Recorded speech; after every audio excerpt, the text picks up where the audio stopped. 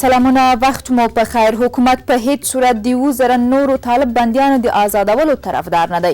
د ولسمشر سلاکار وحید عمر ویلي تر څو چې طالبان د سولې په اړه واقعي نیت ونه ښیي، له هغه پرته د بندیانو ازادول ګټه نه لري. د امریکا نوی حکومت به له طالبانو سره شوي هوکړې له سره وارزوي. د جو بایډن د کابینې بهرنیو چارو ټاکل شوی وزیر وایي چې تر اوسه د دغې هوکړې له جزئیاتو په بشپړه توګه نه دی خبر. افغان ځواکونو په فراه کې له ایران څخه افغانستان ته واردېدونکي یو ټیلر چاودېدونکي توکي نیولي. ځایي چارواکي وایي دغه توکي په ډېر مهارت سره په موټر کې ځای پر ځای شوي ول. په پروان کې د 219 میلیونه افغانیو په لګښت 409 زراعتي پروژې بشپړې شوې.